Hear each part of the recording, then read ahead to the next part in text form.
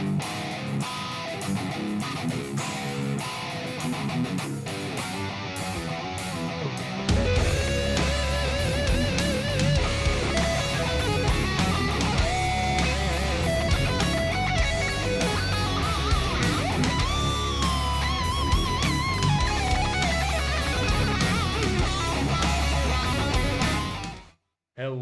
and welcome back to the Pulse with Willie and Al. How's it going today, Al? Hey, buddy, how are you? I am good. Another beautiful day here in good old New Hampshire. Yeah. Just we're rocking and rolling after a big weekend. Yeah, absolutely, man. I can't wait to talk some football today. Got some exciting stuff that we're gonna chat about.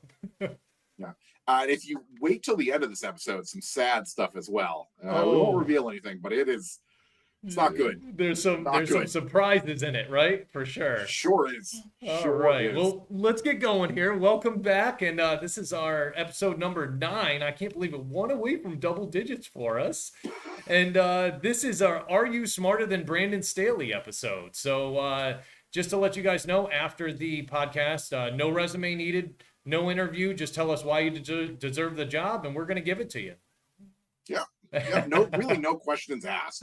Like the qualifications are: can you read and can you write?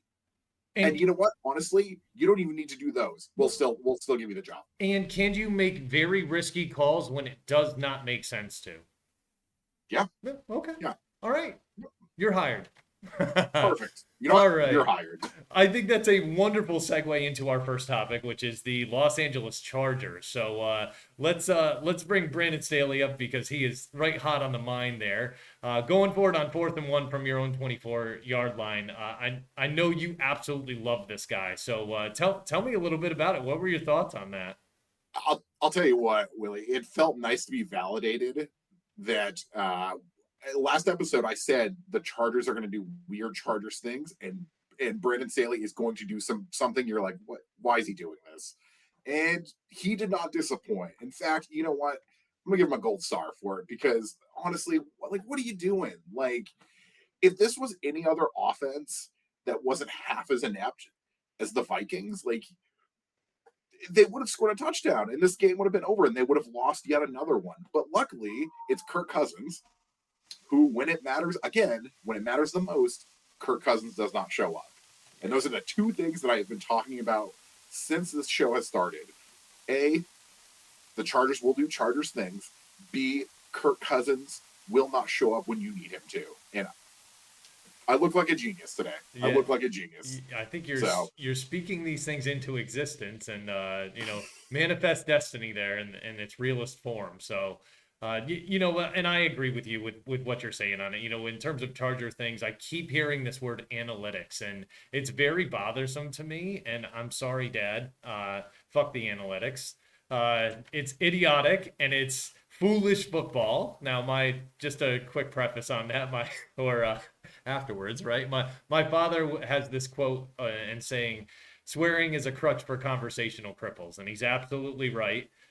He's trademarked that, I'm pretty sure. So shout out to Big Ray. Yeah, shout out to Big Ray. Sorry for that, Dad. But seriously, like I'm not qualified to be an NFL coach, right? Like, all joking aside, I have a communications degree and a degree in writing.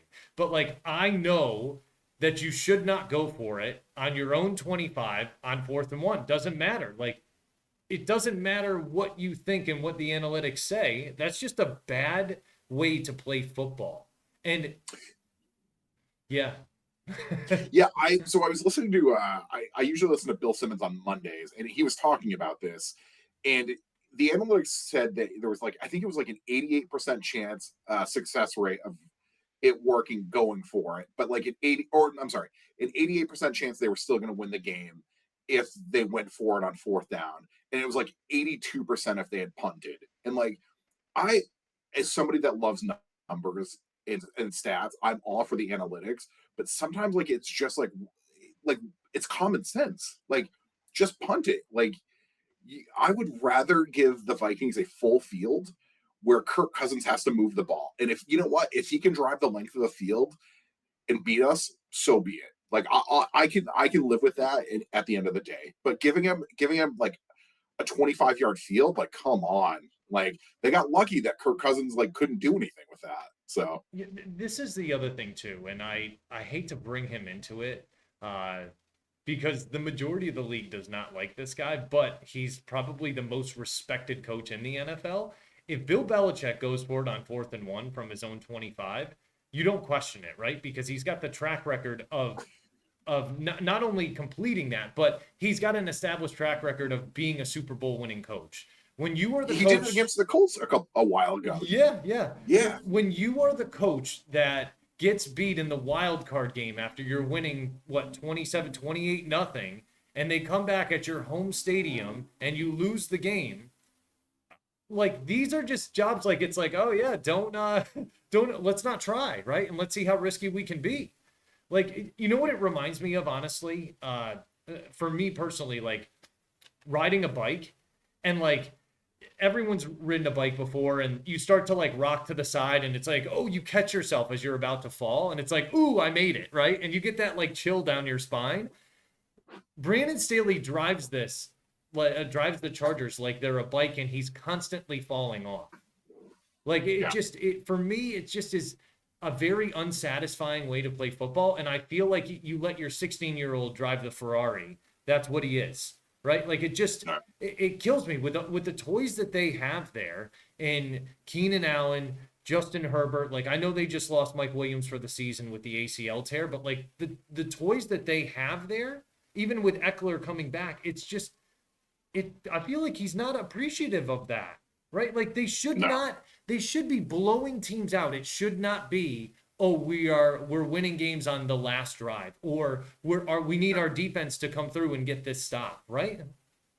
Like if you had told me if I had just looked at Justin Herbert's stats Mm-hmm. and saw that he had gone 40 for 47, 405 yards, 3 touchdowns, and I didn't know anything else about the game or the score, I would have assumed that the Chargers put up like 40 on a team Yeah. and absolutely smoked them. Yep.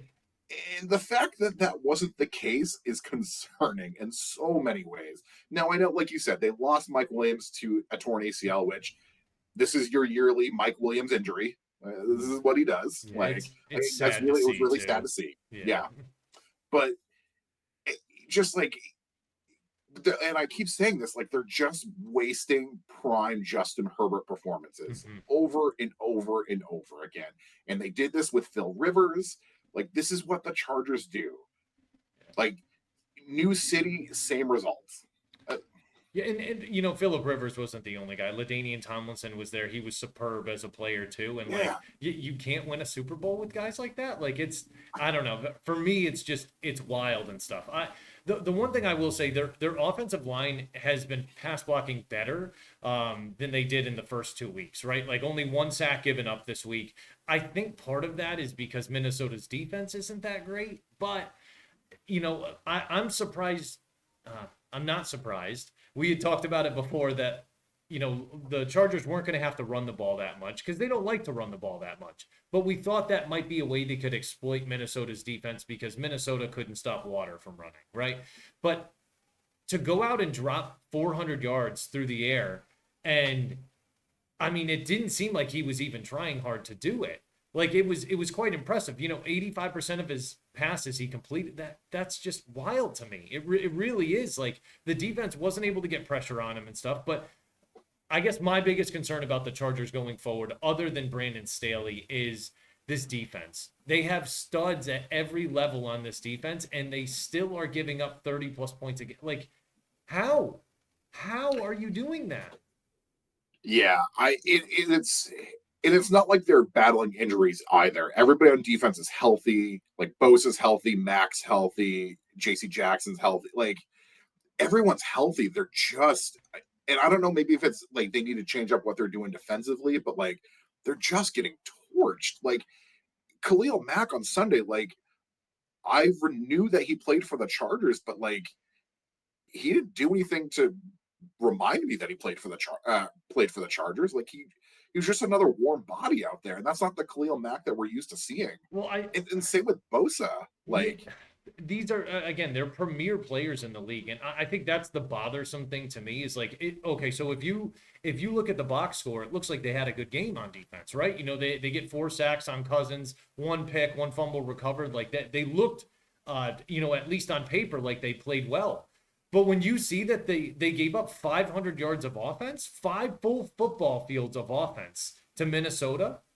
I mean, Minnesota's got a great offense, but Madison hadn't run on anybody all year. He looks like he's rejuvenated after one game, though I'm not completely sold, right? But like 500 yards of offense, like you can't stop anybody.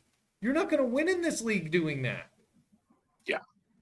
Well, also, I think again, they lost. They can't hold on to the ball either, which is really worrisome. I mean, Herbert had a fumble. They had 4 fumbles. Luckily, they only lost one of them. But Yeah. like, good lord, like you got to hold on to the ball. Like that's and like if you're going to do that against a good team, like that's good teams are going to capitalize on that. They just happen to play the Vikings, so. Okay, so let me ask you real quick because like there's at least 8 players that I'm thinking of off the top of my head on the Chargers that are great players in the NFL. Is it just a lack of talent? Is it a lack of coaching, or are they just lucky that they got this win? Like, is that something? Because luck isn't sustainable, right? Like, I know they have the phrase "it's better to be lucky than good," but it's sometimes not, right? Like, you need to be good too. Yeah, I think a lot of this it has to do with coaching and lack of discipline. I mean, basic fundamentals of you not being able to hold on to the ball, like that's something that coaches should be going over. And Yeah. like maybe they are, but and maybe it's just not sticking. But like I personally think it's lack of coaching. Hmm. I Okay. I, I think that like Brandon Staley has kind of lost this locker room, and I think time's going to show that because I think that as their schedule gets harder and they play teams like the Chiefs, like The you Cowboys can't, too. Right? yeah, you can't do that. Like if you do that against Kansas City, like you're going to get rocked. And it's Herbert can throw for 500 yards, but like if defensively, like they're not stopping anyone, and that's fine against teams like the Vikings. But like when you play better teams, like forget about it. Well, and it's interesting you say that. So let's take a look just real quick at the rest of their season. They play Dallas, the Chiefs, they have to play twice, divisional game, Lions, Packers, Ravens, Patriots, and Bills. And I'll tell you, like, that's not easy. Those aren't teams that you get very lucky against, right? Like, Yeah, I know, uh, and in addition to that, there are also teams that if you play risky, you're going to be penalized for it, right? Like, good luck trying to go for 4th and 1 against Belichick and see what happens, right? Like, I don't know. yeah, Like, Buffalo's going to be a drastically different team by the time they play them. Like, they're going to have Von Miller back by that point. I look at that and it just is very concerning to me the way that they're playing, the way they're being coached to play. It's too aggressive.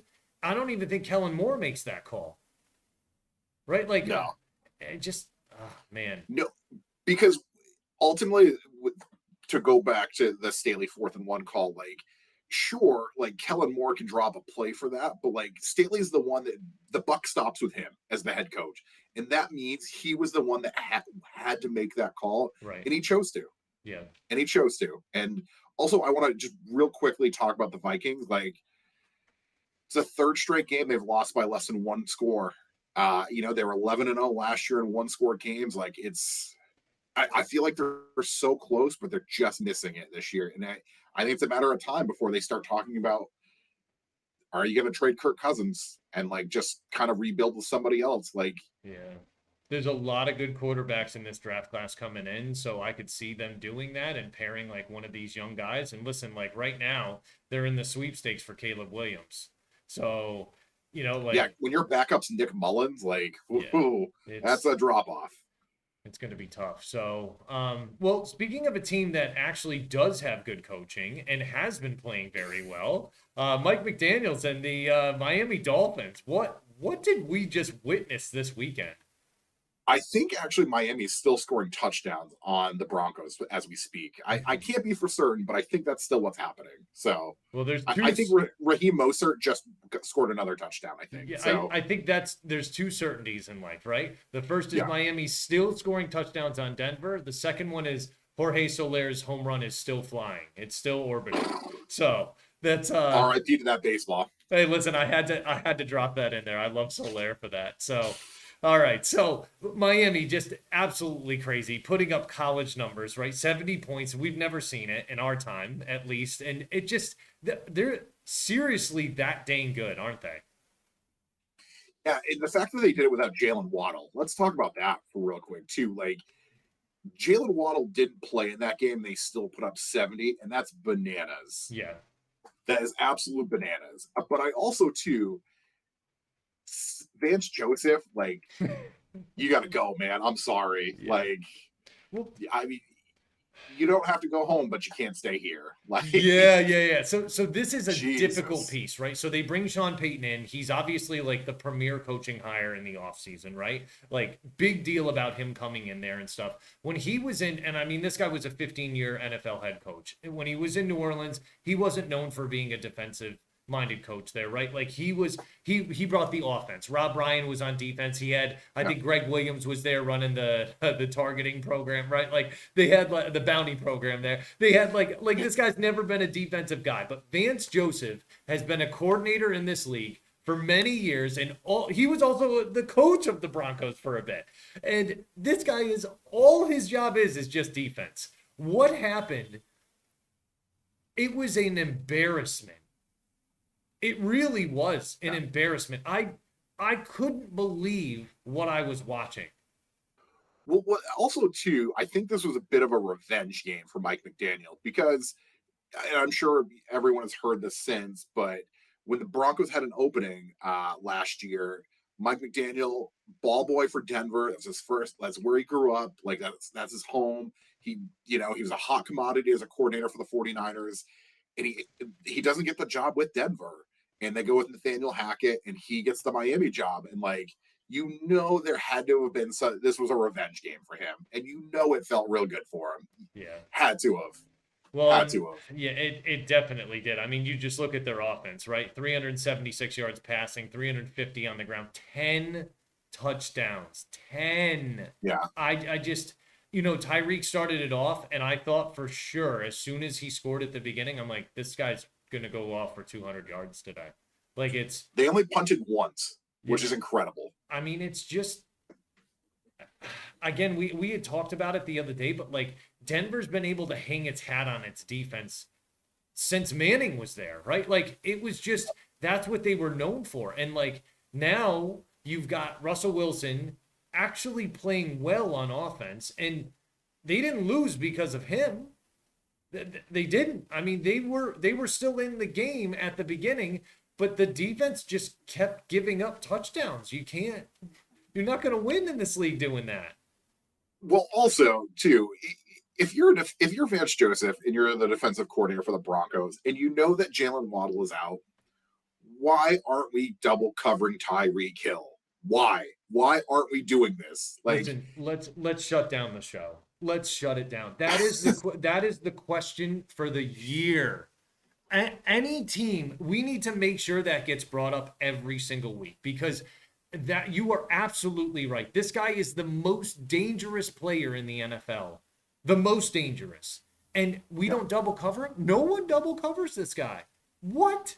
Like honestly, just like eat the pass interference penalties. Yeah. Like, I don't know, like just do something. Like when you're 9 catches, 157 yards and a touchdown, like he was torching them all day. Like, and you can tell that that's Tua's favorite target. Like they are very in sync with things, and I'll tell you what, this offense, like I know they put up 70, but like the fact that they did that without Waddle, like I'm really interested to see offensively what they can do going forward. Think about I this. think that Buffalo's going to be a really good test for them this week. It I really definitely will do. be. I think we saw a lot of Tua's processing and how he goes through his reads systematically, and he knows the Yeah. playbook very well. Like that's very clear. You're right. His rapport with Hill is just unbelievable. But what teams need to do against the Dolphins is say, okay, we're going to take Tyreek Hill out of this and make you beat us somewhere else. And they just aren't doing that, right? Like they're not. Denver had Patrick Surtain. I know they're missing Justin Simmons. I know they were missing Frank Clark. I get that and stuff. But like put Patrick Surtain on him and have him follow him all over the field and give him help at safety. You know, like where were the you had brought up last week Kareem Jackson with those hits on Logan Thomas, Jacoby Myers in the first few weeks. Where is his presence felt? Where is this dude? Yeah, yeah. And I think too, like I think about this a lot with Miami. Like, if let them beat you on the ground, Yeah, like you know what I mean. Like, no offense to Raheem Moser, like he's a good player, but like if he ends up being the guy that beats you, so be it. right. Great. But you know what? Like, you can't let Hill just run wild. And they do the same thing with Waddle too. Like, Yeah. you have to cover those two guys, and this speaks to how talented they both are. But they're gonna torch you regardless. Like, just double them. You know Yeah. what? Make Miami beat you with a run. Right. And if that's how they beat you, so be it. But Yeah. like, They made Mostert and A-Chain look. Oh, I'm sorry, A-Chan is the way he wants it pronounced now yeah, after the game. But they made both of them look like Hall of Famers. And quick little spoiler alert: A-Chan's not going to have another fantasy game like that the rest of his career. But glad we got it out of the way. Glad it was exciting to watch and stuff. Very fun for both of them. I just, I got to ask you, like, okay, you drop a 70 burger on somebody. Like, is it unsportsmanlike? Like I know you said McDaniel's like he was already kind of heated because of the not getting the shot at the interview, but like is this unsportsmanlike? no, because they brought in their second string, and Mike White threw a bomb. Like, you know what I mean? Like, it's not like, I don't know what you want. Like, Yeah. like I just, like, I don't, like, sure, could they have, like, maybe not called some passing plays? Maybe, but like, I'm all for it. Like, this is a professional team, Yeah. and if you're bringing in like your second string, like, you should be able to stop the second string. And the fact that they couldn't, But he that's didn't that's on Denver. he That's chose not on not to kick Miami. a field goal at the end and people were kind of upset, but he said he did that cuz he wanted to be, show sportsmanship and stuff, which I thought was hilarious. Like Mike Yeah. McDaniel is one of my absolute favorite coaches and stuff. So I just, one of the things I want to mention, we're talking about their offense, how great they are, how fast they are. My concern is the defense, right? And so, like, this is a defense that obviously added Bradley Chubb, very, very good player in him from Denver. So it must have been hysterical for him being on the field and just being like, man, I'm watching my old team get absolutely smoked. But Jalen Ramsey, he's hurt. He'll be coming back, and this team is this team has talent on defense, but my big concern is okay, you could do it when where you're playing right now in the warmth, but my issue is like you need to play you're going to have to play in the playoffs against teams like Buffalo, Kansas City, Cincinnati, Baltimore, Pittsburgh. Like these are hostile environments where it's cold. And if Miami keeps playing the way they are, maybe they'll have home field throughout the playoffs. Maybe it's not a Yeah. concern for them. But if it's not, that's a very difficult environment to go into any of those places and play in the cold.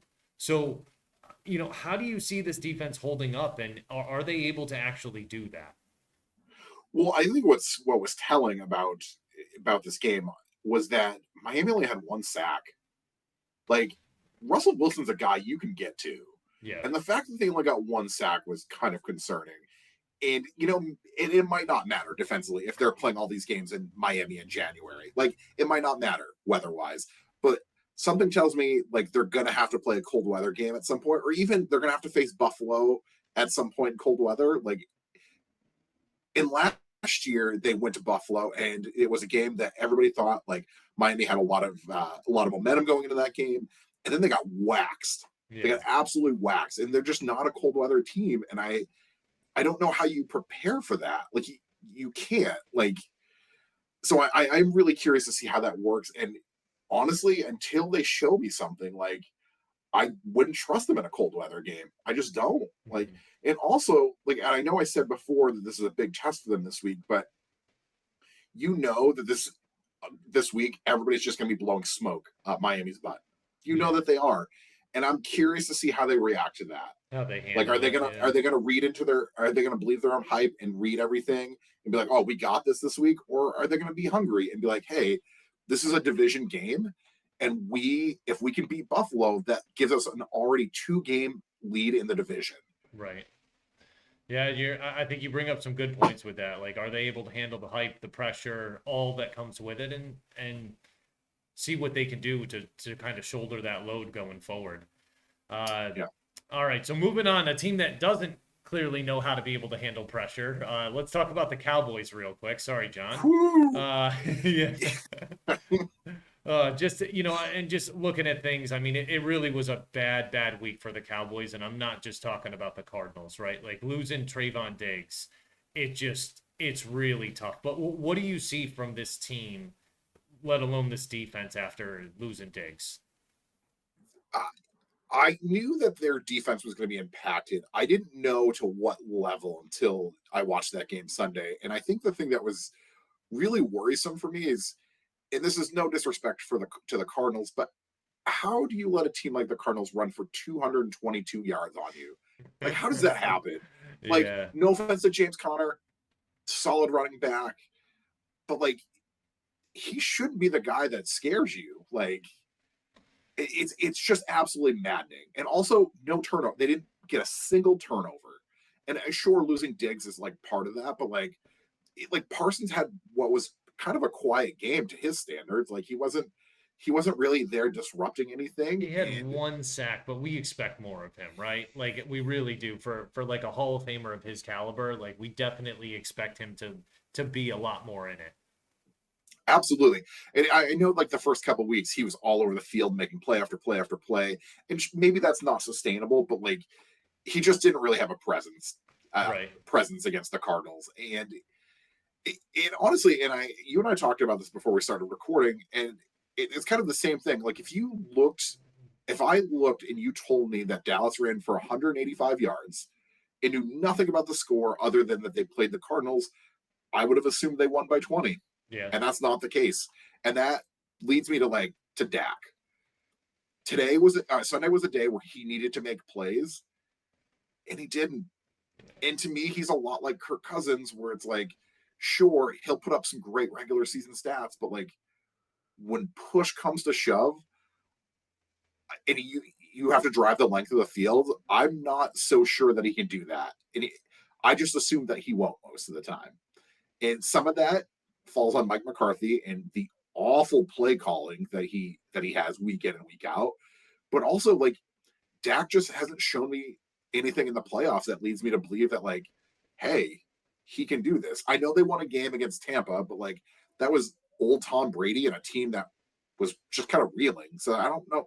I don't think that really counts. But Yeah. To be honest, it was really disappointing, right? Like Tony Pollard has looked really good this year, but again, like, and we had mentioned it before, you're not going to win games by kicking field goals. You win them by scoring touchdowns. And, they yeah, came in. The one thing that was disappointing for me as I listened to like the post game press conferences, I hear that they're like, oh, yeah, like we played down to their level and stuff like that. It's like, no, Arizona came in and they kicked your butt.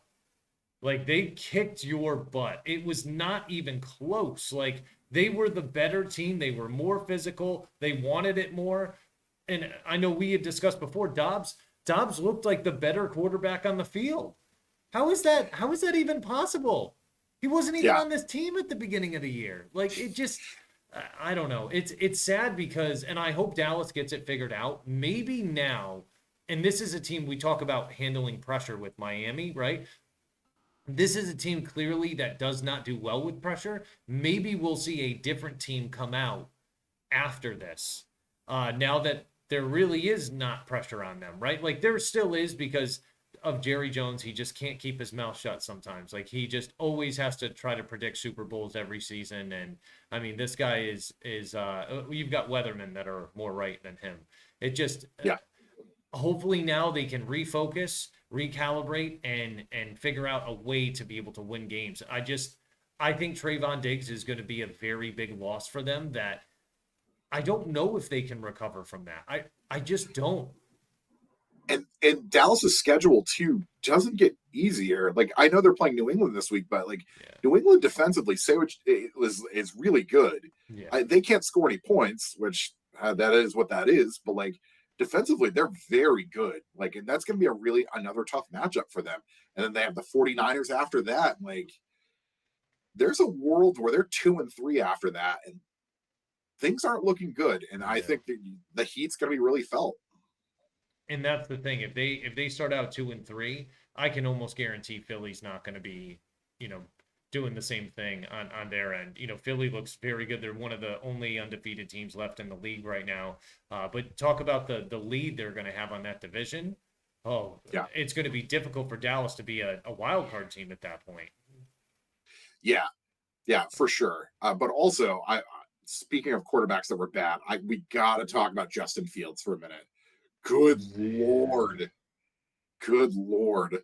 Yeah. I don't know what you do. Like 11 for 22, 99 yards.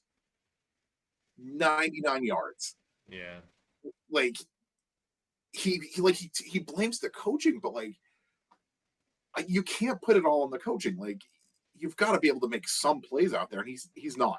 He's not making a single one of them. Listen, Where do you see the Bears go from here? well, I'll be honest with you first because I was watching that game and it was if electronics were not so expensive in Turkey, I would have thrown my laptop out the window. But I don't. They are expensive here, and I can't just go out and buy a new laptop, right? It was infuriating watching him. It looks like a team that's completely disconnected, right? Like then he, it just he's taking too long to throw the ball. He's missing reads. You could just see in the replays, right? Like the announcers for the game, the commentators, they're pointing out guys that are open.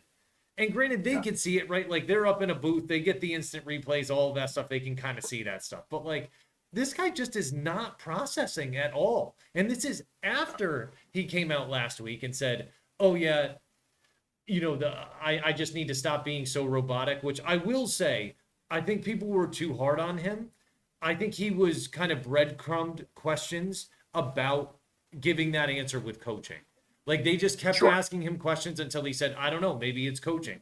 But I didn't get the indication from him at all. And I've never gotten the indication from him that he blames other people for what's going on. He's always very adamant that it's his responsibility. He's like the anti Zach Wilson, right? Like this guy always says, like, hey, it's my fault, it's my responsibility. I'm gonna accept responsibility for all of that. I Yeah, don't know where you go from here, man. Like nothing is working.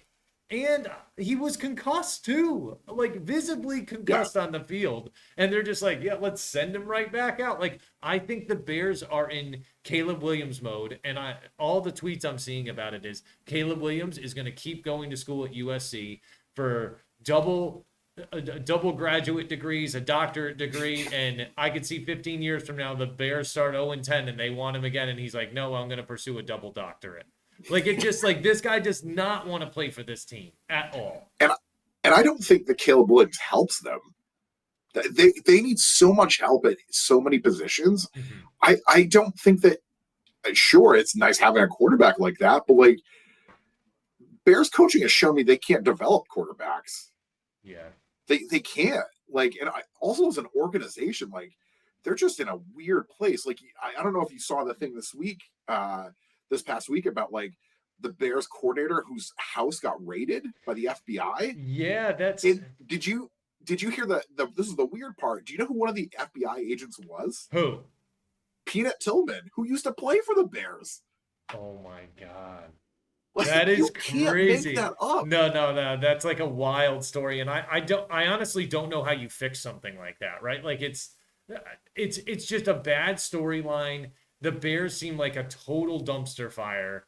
And we're 3 games into the season, right? Like anyone could go on a streak. The Bears could win the next 12 games, but we know that the Bears aren't going to, right? Like I don't put it this way. The Bears are going to be playing Denver this week. One of those teams is going to be 0-4. And I actually think the Bears might not be that team. I know that's a scary, scary take, but this is the thing. Like, the Broncos were that bad on defense. It makes me wonder if Justin Fields goes off for 200 yards rushing against it. Like, I don't know. There's a big issue because Ryan Poles that was brought in, he's not I like the job that he's doing, but Justin Fields wasn't his guy. Like it's not, he didn't draft Yeah. Justin Fields. So, like, I'm not even sure. I don't think he was the one that hired Eberflus. So when I look at that, I see the way things are, and I just, for me, I don't know, it's very frustrating because you look at the organizations in the NFL that have their GM married with their coach, right? They're Yeah. just It's more always a package duo. successful. They're more Yeah. successful that way, man. And I Yeah. see what's going on in the teams that aren't having success, and that's like there's a big distinctive line between those. Yeah. I'm going to disagree with you to go back a minute. I'm going to disagree with you. I don't think there's a world where they could beat Denver. Really? Like, I Denver will do enough defensively. Like, as long as you stop Justin Fields from running, like, if he's not going to beat you with his arm, he's Right. shown that. And honestly, I'm rooting for the Bears to be the first 0-17 team. That's what I'm rooting for at this point. Yeah. I mean, and I picked it to be the Cardinals and the Raiders this year. I'm already wrong about that. So it just I don't know, man. Like it's a very difficult situation to look at. I don't know what the solution is for it. Yeah.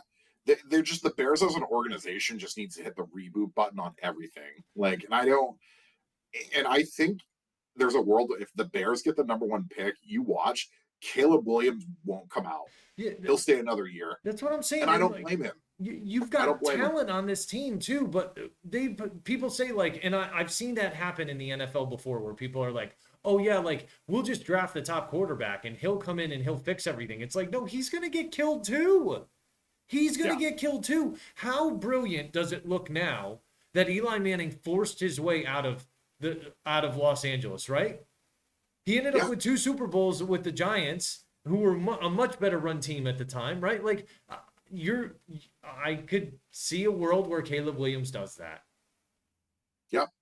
Yeah. Yeah. You think about that. Like Eli Manning, you're right. That does look brilliant because Philip Rivers won nothing. Yeah. You know what I mean? Like, it's just wild. But like, if we're gonna talk about quarterbacks as well, like the one I want to talk about, he had a decent game, but like still concerning to me is Josh Allen. Mm-hmm. Like another pedestrian game for him. He's on pace for 22 interceptions, which would be a career high for him. He is completing a ton of passes, but what are you seeing from him that like worries you? Because for me, like he's still just throwing costly picks at times when you just can't have it. And like they're playing garbage teams now, which is fine, but like I don't you're gonna start playing good teams like Miami. They're gonna get trucked if he keeps doing that. Yeah, I mean, for me, it's the turnovers. I'm looking at myself. I look like I'm a hologram here, for Christ's sakes. Give me a second here. But yeah, dude, it's definitely the turnovers, right? Like, as I see it, I think he just turns the ball over too much, right? Like, too many costly fumbles, too many bad interceptions in the red zone that just they don't look good, right? Like, it's Yeah. embarrassing that team has talk about talent. That team has a ridiculous amount of talent, right? Like between the receivers that they have, their offensive line, their defense, like they have great players on that team. And it just, I don't know, when you're careless with the ball, and listen, I love watching Josh Allen play. I really do. He's one of my favorite players to watch in the NFL because I never know what I'm going to get from him. But the turnovers feel so bad. And this is a guy like, I've heard some comparisons to Dak Prescott, and that really bothers me because Josh Allen has been in bigger games than Dak Prescott has. When I watch him play, like they're multiple plays away. I say multiple plays, but like I mean multiple games, one play away from being in the Super Bowl. Right? Yeah. Like I just that's a guy that I trust to be able to carry my team down the field and try to win the game for me. And if not for Patrick Mahomes in 19 seconds, like they're going to win that game, right? Like it just, Yeah. I don't know. For me, I love watching him, but he's just on pace to have like historic rates of interceptions, fumbles, turnovers. It does not look good for them, and that's something that you cannot afford to turn the ball over against a team like Miami. You just can't do it. They'll beat you. Yeah. They will beat you. Yeah. I am concerned that they're not going to have enough firepower to get into a shootout with Miami. Yeah, who That does? concerns me. That concerns me. Like, if you're gonna, I think the key to beating Miami is like you have to have these long, sustained drives against them, and like they can run the ball, but like the problem with Buffalo is like a lot of times Diggs is covered. Like nobody else is really getting open. Like Yeah. you need guys like Gabe Davis, like and Trent Sherfield to like really kind of step up. And I don't know. Like Buffalo's 2-1, but it feels like smoke and mirrors. They're working in Dalton Kincaid more, but I want to see more of that. And listen, if it's going to be a few more games of him getting worked in, and then he really comes into his own in the later part of the season, that's what they need, right? Like Yeah. he's a rookie, I get it and stuff, but you have to be able to bring him along and have Diggs and Davis show him exactly what he needs to do to be able to get him to that point. I don't know if they don't get it figured out. What are they going to do? We're going to be looking at a team that isn't going to be able to beat Miami. To be honest, I don't think there's many teams in the NFL that can compete with Miami right now. No, Cincinnati is one of them because if no, Joe Burrow's offensively, healthy, yeah, yeah, if Joe yeah, Burrow's healthy, they can go shootout for shootout. I don't think Kansas City can do that right now. I'm looking around the no, AFC. I thought the Jaguars might be able to, but they've been getting thumped. Like it just I don't know. I don't think there's many teams out there right now that can deal with that. yeah. Like I said, I know we talked about it with Miami. I think this, like I said, this is a big game for them. Mm-hmm. That and Miami's kind of getting lucky because they're getting Buffalo in October and not having to like go there in like December. Right.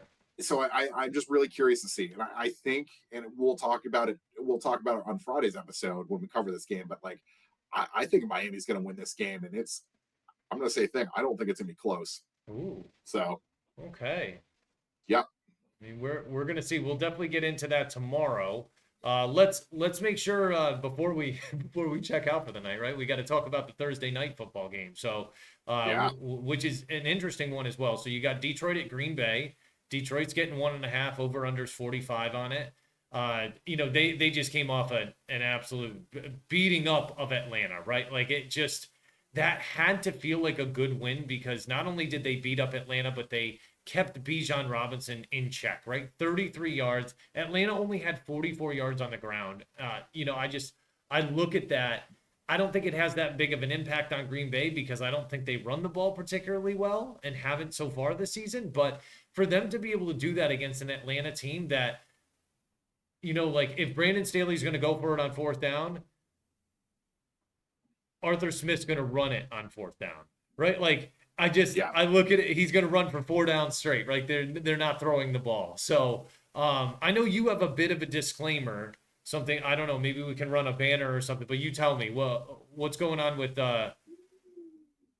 Look, man, we got a free Kyle Pitts from Atlanta. We do. Like I'm gonna start counting down the days until he's a free agent because he needs to get out of there.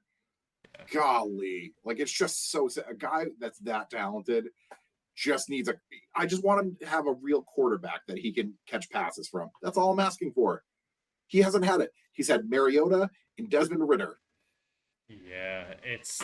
Like, I mean, it's just not good. I feel like, and we talk about this all the time, right? And you hear it every time you turn on ESPN or any sort of fantasy football podcast, anything like that. Kyle Pitts is like the best talent at the tight end position or one of them. And he's just yeah, so underutilized. Like, it's like, why did you buy the Corvette if you're going to keep it in the garage during the summer? What are you doing, yeah, man? Like, it doesn't make sense what they're doing with him. And Drake London's a talent as well. He just kind of gets forgotten about there. Like they do not want to throw the ball. I don't think Desmond Ritter's a good quarterback at all. Marcus no, Mariota, I think he was a good game manager, but I don't think he's a great quarterback. I say, like, I want to know how long is it going to be till Heineke's brought up and just they let him loose because that guy can throw the ball. He could That throw the guy's been in ball. playoff games. Yeah. Like, yep, Not to mention, yeah. did some of the playoff games he's been in, he's been very good in too.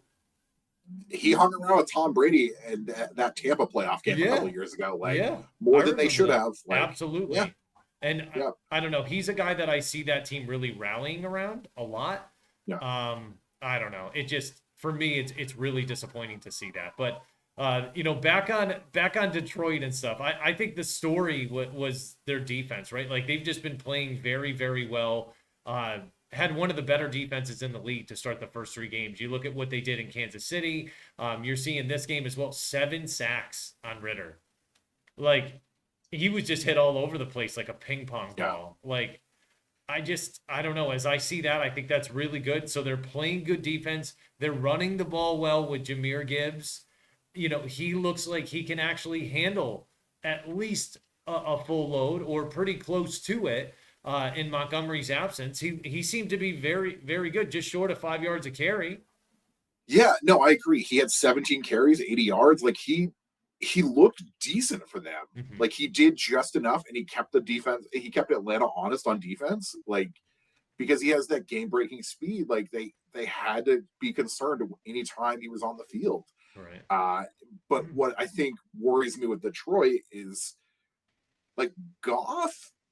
Goff for somebody that didn't throw a lot of throw an interception for a long time and now just kind of keeps throwing them. Like Goff is gonna like at some point cost them a game, and he kind of cost them that Seattle game last week. And I think he's gonna do it again at some point. And I don't think you have to really worry about it with Green Bay, but like I'm concerned because this team has big aspirations, and I think this team goes as far as Goff can carry them. And right now, I'm just not seeing it with them. Well, one of the biggest concerns I have is their offensive line because you go through that line just looking at it. I mean, that's the lifeblood of Detroit, right? Like people talk about them. They have a top five offensive line. That's why they run the ball so well. They're very effective doing that. But they're just really banged up, right? Decker and Vaitai out. Jackson's questionable. Like it just I don't know if they're going to be able to control the line of scrimmage the way they want to, and they're going to need to in this game. I mean, you look at what just happened with New Orleans. Green Bay coming off that come from behind win, playing very, very, like very well in the last part of the game, right? They were terrible up until that point when Derek Carr got hurt. And then all of a sudden they're like, oh, yeah, let's start playing football. I'm pretty sure they were Yeah, getting shut out at that point. They were down yeah, they were 17 down nothing. 17-0 Yeah. going into the fourth. Yeah, And it just, I mean, you can't put yourself in a hole like that and expect to dig yourself out every time. But I don't know. For me, I think if Detroit's line is banged up and they're not having their starters there, I think I can see a path for Green Bay to have success in this game. yeah, I agree. I what worries me with Green Bay is this: you can't have Jordan Love throwing it 44 times. Like they got lucky. They got lucky against New Orleans. Like Carr went down with the shoulder injury, and that kind of submarined them after that. But they need more. They need to be able to run the ball more. Like, and Jordan Love can't be the guy that's running the ball for you. He can't. Like, he was their leading rusher with 39 yards. Like, honestly, most of that came on one run. Yeah. So they need more production and from the running backs, and I don't know see where they're going to get that, and that is where it falls on Love. It's going to fall on Love, and I know he's had the comebacks, but like I think against a defense like Detroit, I don't see it. I just don't see it. Yeah. I mean, AJ Dillon just has not been that guy that we expected him to be with Aaron Jones out with that hamstring Yeah, injury. Maybe Aaron Jones is back this week, but how good is he? How efficient is he? We don't know. But I mean, Quadzilla, we really expected big things from him, and he's kind of crapped the bed. Like it just hasn't looked good for them. Uh, it just I don't know. One of the guys that I think is actually helping them out a lot because he's getting a lot of help on offense from guys like Luke Musgrave, their rookie tight end that they have. They've got a rookie wide receiver in Jaden Reed, who I've been really high on, right? Like, and they've brought him in to play that slot role. So with Christian Watson out, he started to build that rapport with Jordan Love, and you're seeing that. He's had multiple almost catches. And I know, listen, I know that's something that doesn't matter, right? Almost does not matter in the game of football. But when you're watching the game and you see balls that are just defended well, against a receiver and they're swatted away, or a receiver goes to catch the ball, he's got it in his hands and it gets swiped out at the last second. Yeah. Those are almost touchdowns or almost catches that guys have. And Jaden Reed's had quite a few of those, as from watching him. I'm looking at the targets here. He started out in week 1 with 5. Week 2 was 8. Week 3 was 7. If he's getting 7 targets a game, it's going to turn into more production for him. And he's a chain mover for this team. I mean, even Dobbs has played well, like made some really good catches for them. They're a team that if they start to click, they could be scary. I'm not sold on it this game. And I really do feel personally that Amon-Ra is going to be the best receiver that's going to be on the field that night. I just think by a mile. Yeah, by a mile. Even with him battling that, I think it's a bone bruise, even though it seems like it's turf toe, but they put the steel plate in his shoe. I think he's a great receiver. He's fun to watch. And I think he could go off if Jair Alexander's not there. I mean, that's a matchup I really want to see, but he's got a back injury that he's nursing right now. He's questionable for the game. If he's not there, I mean, I definitely see a path where Amon-Ra comes away with 12, 13 catches in this game. Oh, for sure. Willie, who do you have in this game? I have Detroit winning this game 17-13. I think it's going to be a bit of a rock fight because I don't see how I just don't see a world where Green Bay puts up more than 13 points on this defense. Yeah, I think it's going to be tough, but this is the thing. Like, I think Jordan Love's one of those guys, and it may be too early to say this, but I think he is one of those guys that may get better as the game goes on. So I think as Detroit's defense starts to tire in the fourth quarter, maybe you start to see Jordan Love score more points. I have this game ending up 24-20, Detroit winning. And I think it's going to be closer than most people are thinking, but I mean, the game's set at 1.5, so it's really not. It's right in that range. I just think Detroit has too much for Green Bay to be able to handle right now. And with, again, Christian Watson, Aaron Jones, Elton Jenkins, they're all questionable. Jair Alexander's questionable too. Like, I don't know. I don't think they have enough guys to be able to get it done there. I agree. I agree. I think Detroit's just going to be too much for them defensively. I think that's what it really boils down to. So I hope it's a good game, though. Me too. We've had some good Thursday night games. Like that last week, the Giants 49ers one was kind of sad, but you got to watch some talented players on the 49ers, so that was nice. As long as we could see some talent on Thursday night, I'm okay with doing that. But I understand the toll it takes on the players' bodies, and I want to see the NFL schedule games that are going to be meaningful on Thursday night. Also, quick side note, things I've really been enjoying with Thursday night games. On Prime, there's an option for next-gen stats, like a next-gen stats version, which is still the same commentators, but you get like fun stats like on the field of like how fast a guy was running, or they'll shadow players and like call out who is where and like the routes they're running in real time. And it's really fascinating to watch. I've really been enjoying that version of Thursday Night Football, which has been fun for me. Man, that is kind of fun. Yeah. It just makes you a more informed watcher of the game, right? Like it helps to add to that. So, all right. So moving on from that real quick, we'll get into our fantasy MVPs for the week. I had Keenan Allen. I mean, he just absolutely crushed it. 18 catches, 215 yards, and he threw a touchdown to Mike Williams before he got hurt there. So who did you end up having? Honestly, just the entire Miami Dolphins offense. You just pick a player. I'll tell you, I'll put a bunch of names in a hat and just draw one, and they win. Yeah, pick it out. Could be Tua, Mostert, like anybody really. A-Chan. We got to make sure we say it right? So I'm gonna butcher his name 602 more times, so I can't wait for that. So much so, and if we all band together and do it, maybe he'll change it back. So You never Fingers know how it crossed. can catch on, but kind of lucky this week in fantasy, man. I ended up, I don't know if I told you about it, but I ended up winning by point 0.4 points in one of my leagues, and I lost by less than a point in another one. And that to wake up and see that in the morning is very interesting because obviously I can't watch the late games and stuff, the 4 o'clock or the 8 o'clock Right. games. So when I wake up and I see that, it's it reinforces in my mind why I don't keep my phone next to me when I'm sleeping because otherwise I would just wake up and look at it all night, right? Like, I'd never be able to sleep. But very nerve wracking to wake up in the morning and see that, and it was like, oh, okay, all right, point 0.4 points. Wow, wow, that's tough.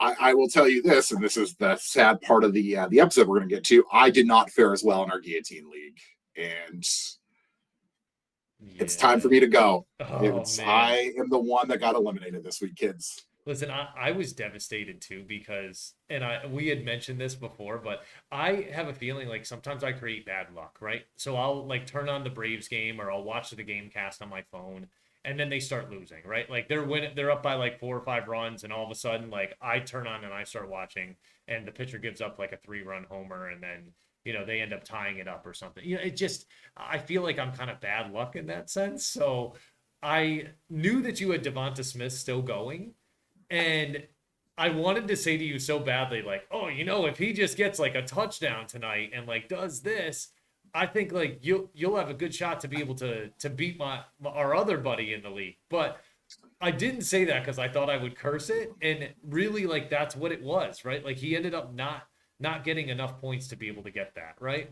Yeah. And the lesson to learn from fantasy is this: when you need a very specific outcome to happen just so you can win, 99% of the time that doesn't happen. I watched that entire Monday night game with the Eagles Bucks last night, knowing that Devonta Smith needed a touchdown. All I needed was a touchdown from him, and I would have been golden. And boy, that did not happen. And I just hate watched a game for 4 quarters, and it was great. It's And how I want to spend my Monday nights, honestly. Like, and it's good. your prediction came true too, which was even worse in that AJ Brown had a monster game. So like Yeah, I'm looking, I'm like, man, they couldn't have thrown any of those to him at all. yeah. Like maybe just a few, One or but two. That's all I'm asking. But it was a you know, sad week because and Al it wasn't Al's fault that he lost. Injuries are a thing in the NFL. They happen and stuff. And when you have Eckler and Aaron Jones, who are two premier running backs in this league, Eckler more so than Aaron Jones, and they hit your bench or IR because that you can't play them. Your chances of winning, especially in a 16 team league, become very difficult. So, yeah, really tough to see that happen. I know some people are really licking their chops to see exactly, who they're going to pick up. I know Cowboys defense is out there now, which they're not yeah, looking as hot now.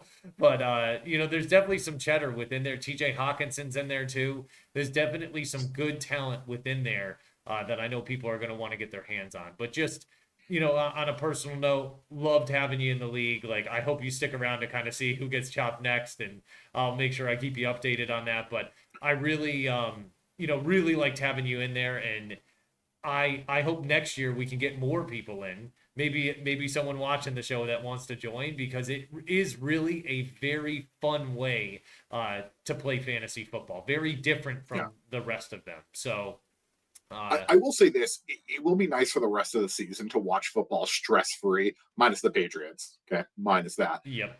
Just stress free, knowing like, okay, you know what? I'm not rooting for anybody in fantasy. Like, I can just watch. I can watch the games and just wash my hands of it. It's gonna be nice. It'll be nice. Not so fast. You're not quite free of fantasy. No, I got one more week of fantasy baseball. Yes. Where our playoff matchups in my fantasy league are 2 week matchups. So right now we're in week 2 of that. I'm up, I think, 150 points last I checked. Um, but it's still a lot to go. My Rafael Iglesias, who is the closer for the Braves, again, just being maddening as always, and I'm ready to be done with him. Yep. I'm ready to be done with that man. I Okay. golly, I can't take it. I just can't take it. I hope he's getting all the losing out now before they get into the playoffs, because I need them to have a great run to the World Series and put another ring on it. So I Yeah. just that's what I'm hoping for. But we wish you good luck, this week and stuff, and I'll make sure that we keep everyone kind of updated in terms of what's going on with the Guillotine League going forward, and it could be my chance this week to get chopped. So we'll see exactly what ends up happening with that. But just wrapping up here, I just want to thank everyone for watching. Both of us do. We really appreciate it. Keep the comments rolling in. People are providing really good feedback on ways we can improve the show, ways we can get better. If you like it, if you love it, drop a comment. If you don't, let us know as well. But you can send us an email at thepulsewa@gmail.com. Obviously, you can find us on YouTube. You could also find me on Twitter or X at Willie Creeman FF. So if something comes up, definitely let us know. But again, thank you so much. I love you, Al. Appreciate another one, and we'll be back. We'll be back tomorrow filming episode 10. Woo! Double digits, baby. Willie, I love you, man. Take care. Be safe as always, man. Take care. Peace.